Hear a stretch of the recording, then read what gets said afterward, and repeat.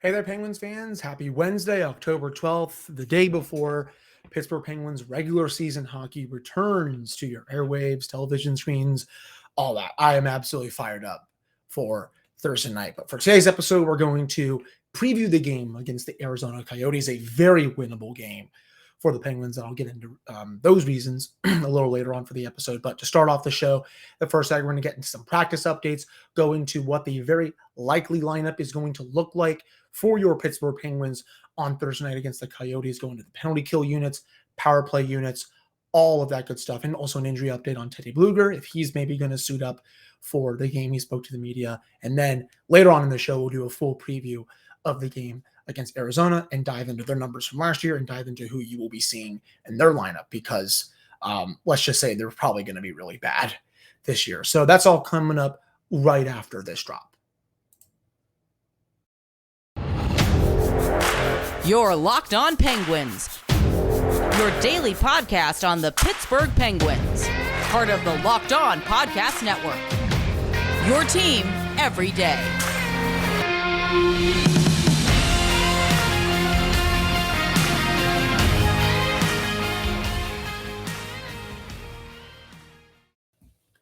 Hello, welcome back to another episode of the Locked On Penguins podcast. I'm your host, Hunter Hodes. Remember to follow me on Twitter at Hunter Hodes. You can also follow the show's Twitter at @LMRSPenguins. And of course, thank you all so much for making this your first listen of the day. So you'll have the rest of tonight on Wednesday and then all day on Thursday to listen to this preview episode. I will have a recap of the game directly after it concludes. So usually I start recording around 9:30 on Thursday nights. You'll have that right away. And then Friday, I will have a full preview episode for the game against Tampa Bay. So that will wrap up the podcast for this week. And then obviously I'll recap the game on Monday. I'll be going to the game on Saturday. Another PSA, if you all are going to that game, let me know. You can shoot me a DM on any social media. You can follow me on Instagram. If you don't have a Twitter, you can message me on either of the Twitter accounts. Just leave a comment on YouTube, something like that. Just let me know. I would love to potentially meet up with some listeners and just get to know you guys and all that stuff. But I'm just really excited to head back to PPG for the first time since basically the COVID shutdown. So really excited about that. But the Penguins, they had their final preseason. They had their final practice before their first game of the season on Wednesday. They'll have a morning skate, I'm sure, excuse me, at PPG Paints Arena on Thursday, probably like 10:30, 11 or something like that. And the lines that you will see for tomorrow are as follows. The first line remains intact. Jake Gensel with Sidney Crosby and Ricard Raquel. Jason Zucker, Evgeny Malkin, and Brian Rust as second line. Denton Heinen, Jeff Carter, Kasperi Kapanen as your third line. Brock McGinn, Ryan Poehling, and Josh Archibald. Teddy Blueger did join the team for practice, was kind of in a no-contact jersey, was doing work on the PK, but was not taking any line rushes. Though Mike Sullivan did say after practice that Blueger has not been ruled out. So right now it's a game time decision. We'll have to see when he's asked tomorrow after the morning skate if Blueger does show up. I'm sure Sullivan will probably just say it's a game time decision. But if you're asking me, I think they may hold him out right now. For a full update, Blueger actually did speak with everyone after practice, and he said this has just been an injury that has just been really bugging him the last couple of weeks. He said he doesn't think he's had a setback, but it sounds like it's not, the recovery process is not going as he expected it to, which is just, making him a bit upset. So he said there's no timetable on it, but the fact that he's already practicing, even though it's in non-contact form, I gotta think he's coming back sooner rather than later. If it's not tomorrow, maybe it's Saturday, maybe it's next week. But for the first time in quite a long time, the Penguins are mostly fully healthy going into the regular season. If Blueger is able to go against the Coyotes, looks a little unlikely right now, but Mike Sullivan did not rule him out. Ryan Poehling will come out and he will center the fourth line with Brock McGinn and Josh Archibald. It looks like Archibald has won that 12th forward spot. Brian Dumoulin, Chris Tang as your defense, Marcus Pettersson, Jeff Petrie for your second pairing, and then P.O. Joseph and Jan Ruta as the third pair. So, yes, excuse me, I will take the L. I said Ty Smith was probably going to be up by Thursday. That did not happen. You can staple a giant L to my forehead. I will gladly be wrong about that and take the L. I don't really want to make predictions right now because you never really know. I mean, maybe he's up in a week or two, something like that. Ty Smith, of course, that is. But I think they really want to give POJ a shot here. until they can maybe find a trade for him or find a trade for someone else, something like that.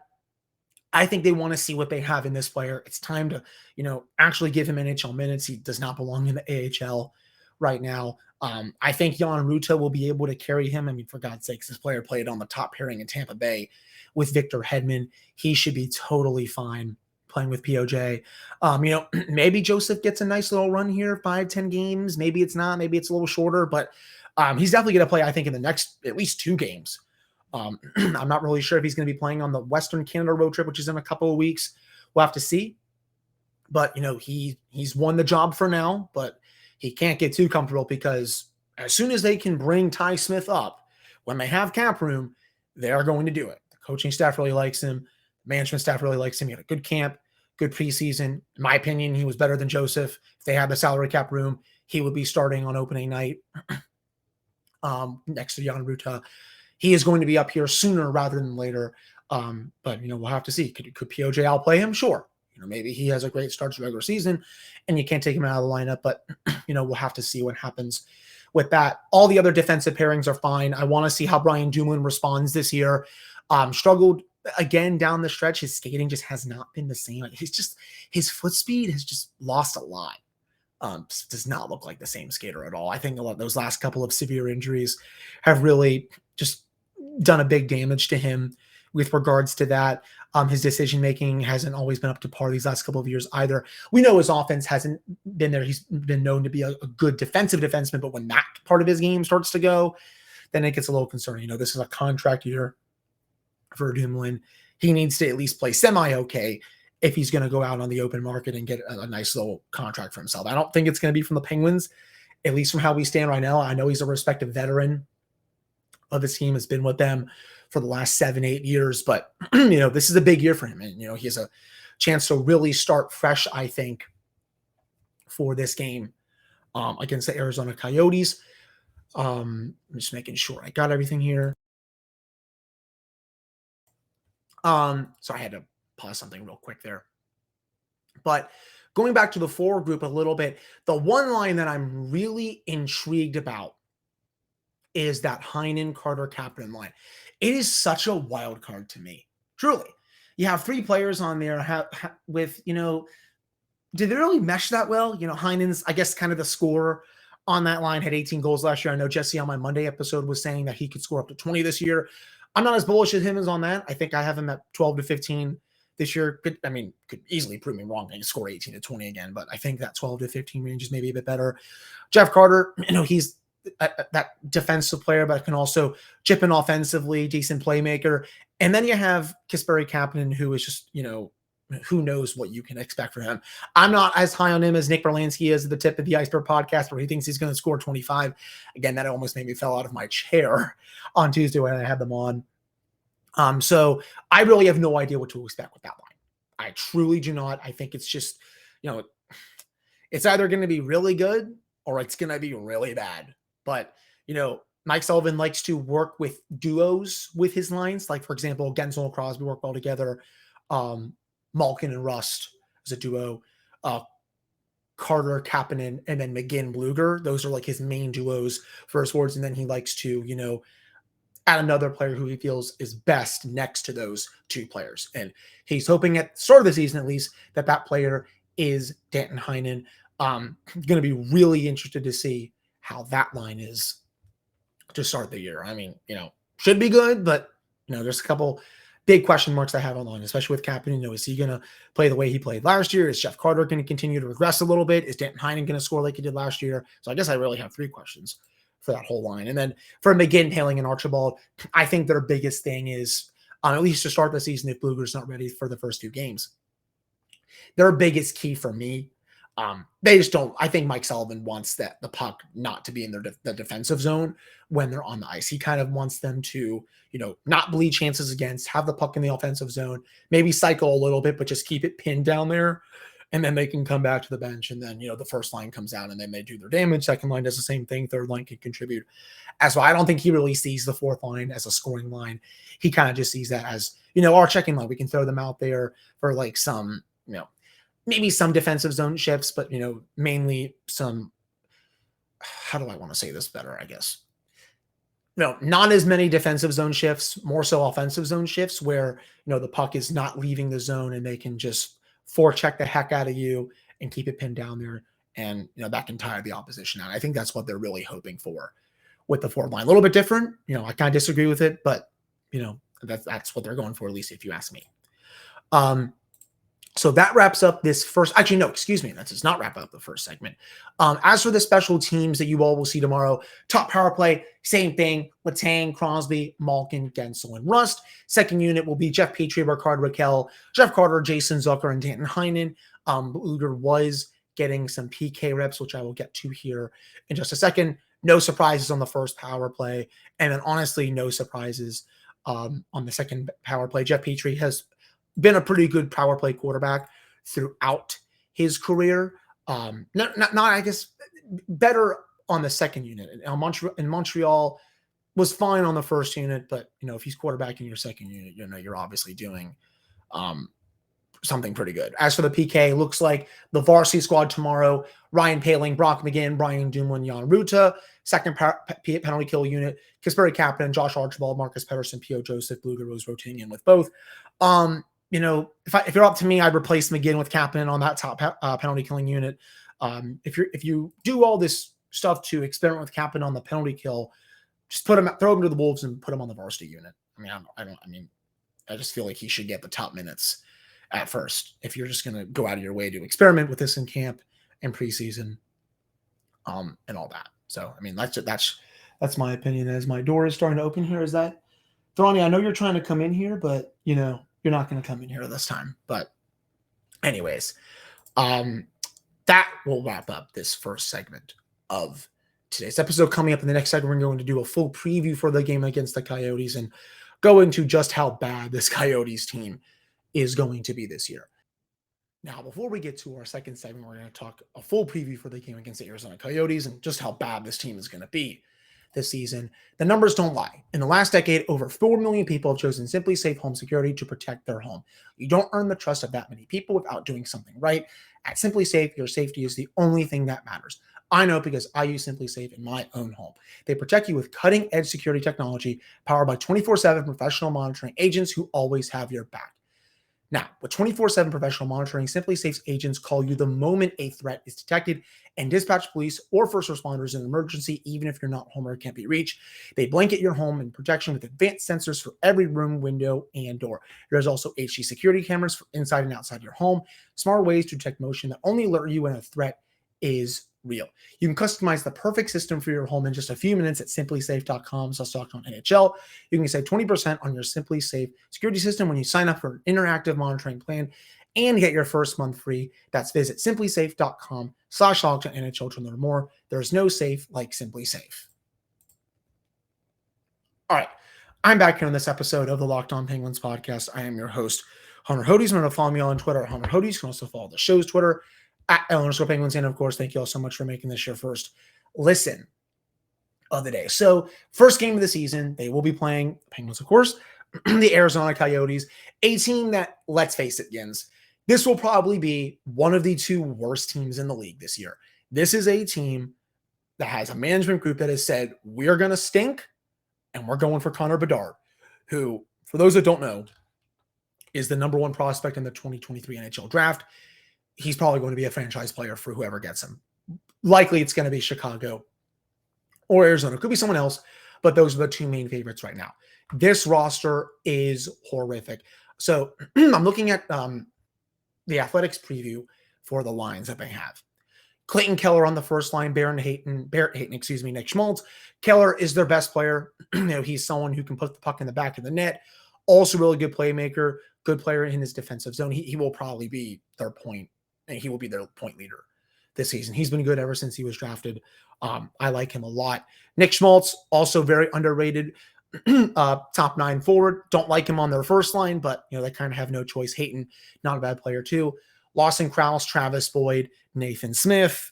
When you have those three as your second line, you're just not having a good time. Christian Fisher, Jack McBain, Nick Ritchie, Andrew Ladd, old friend Nick Bukestad on the fourth line, and yes, Zach Kassian. That forward group is awful.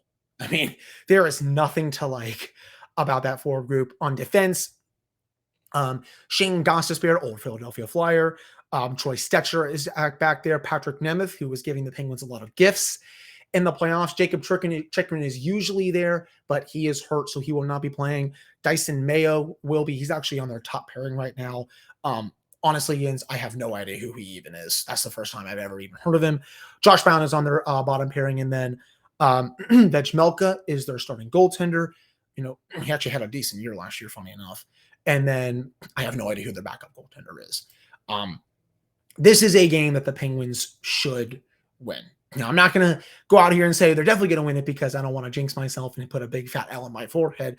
But, this is a team that's in the Coyotes that's very vulnerable. They had awful numbers last year. If you go to Natural Stat Trick and you look at, for all 82 games last year, the Coyotes, they got out-attempted. They only had 44% of the shot attempts per 60 at even strength. They also only had 41% of the actual goals for at even strength last season, 42% of the expected goals for at even strength last season, 43% of the scoring chances for last season.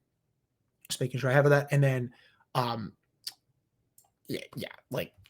everything is in the low 40s. This team is awful.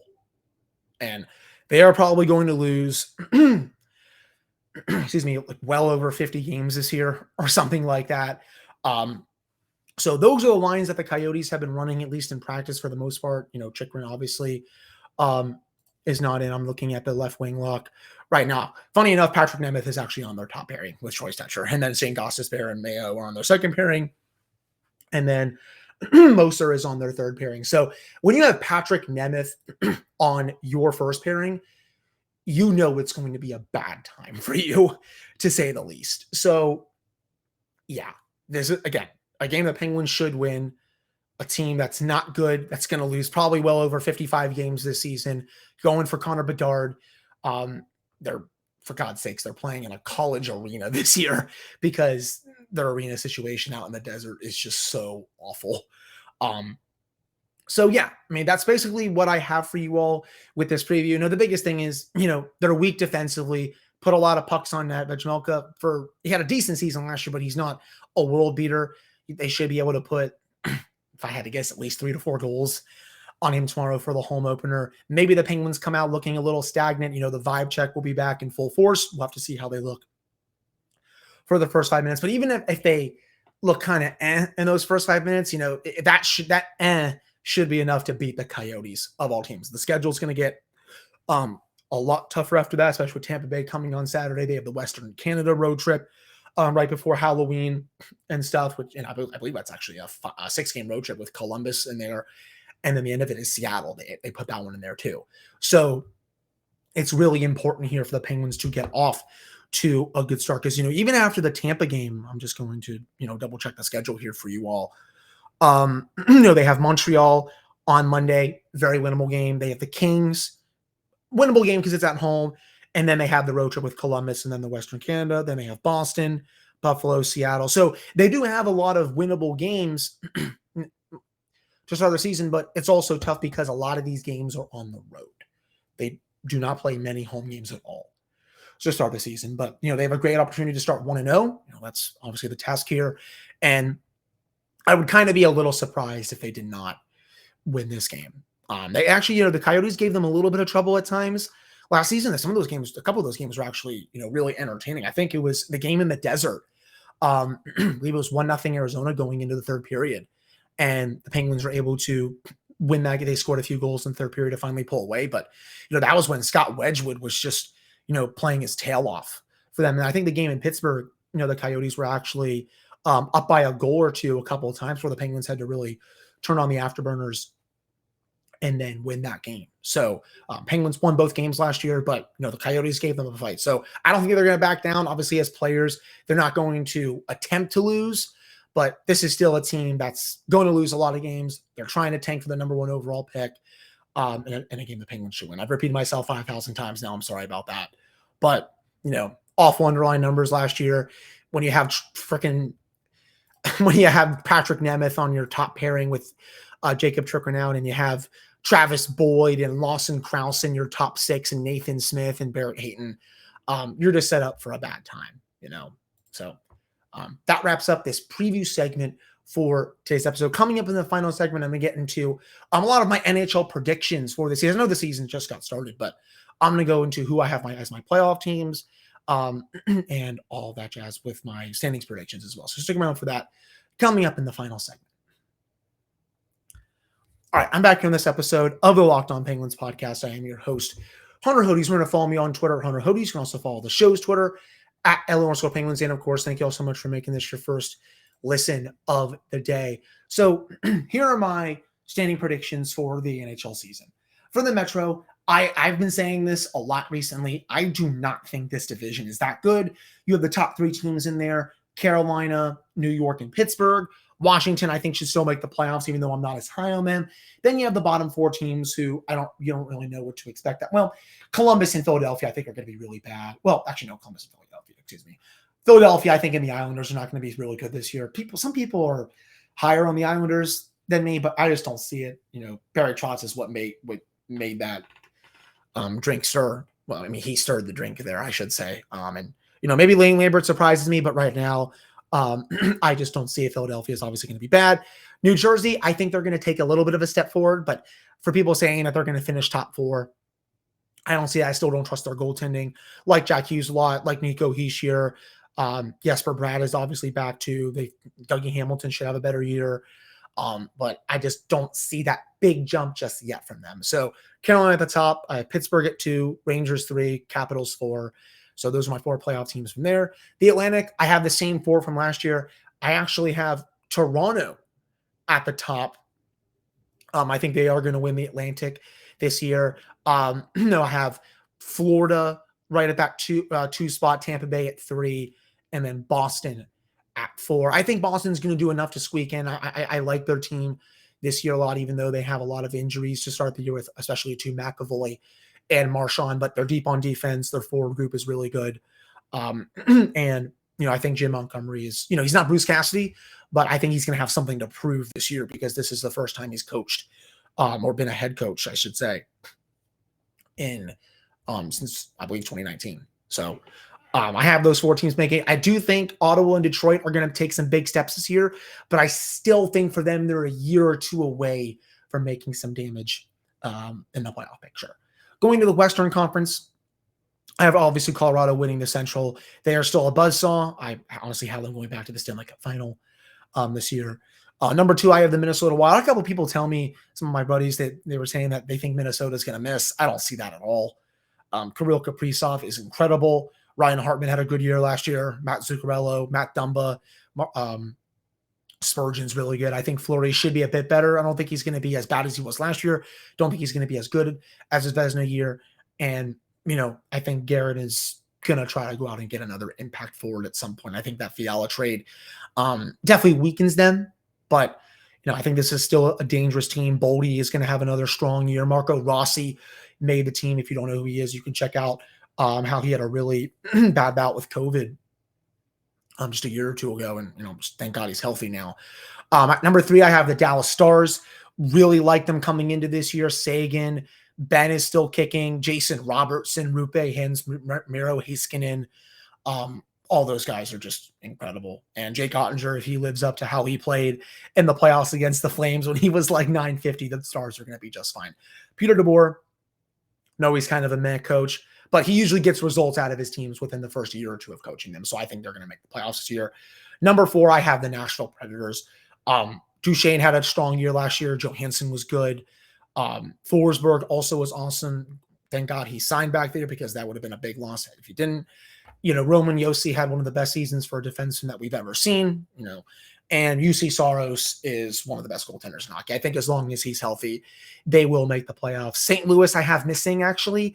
I'm just not that high on them. I mean, yeah, they're a veteran group. Yeah, they got to the second round of the playoffs last year, but, they lost Husso. I'm not sold on Bennington. Their defense outside of Parayko, I think, to me, is a bit weak. Their forward group, to me, I mean, I know I like Thomas. I like Buchnevich. O'Reilly's still there. Tarasenko had a good year last year. But, how much does O'Reilly still have left in the tank? This is his final year of his contract. Tarasenko's also going to the final year of his contract. I don't know. I mean, Kyrou, obviously, good player too. But, I think those 4 teams that I have ahead of them I like a little bit better depth-wise and defensively too. Below them, Winnipeg, Chicago, and Arizona. Onto the Pacific, I have just making sure who I had winning that division. Yeah. The Flames, they're going to be really good this year. Credit to them. They could have just said, well, we're going to be bad this year. Kachuk and Gaudreau gone. Who cares? Nope. Brad Treliving's like, I don't believe in that. Goes out and gets Jonathan Huberdeau and Mackenzie Weegar to replace those two. The Flames are going to be good. It's a very Daryl Sutter-like team. They will be a tough out in the West. I think my number 2 team, I have Los Angeles Kings. Kevin Fiala is going to be really good for them this year.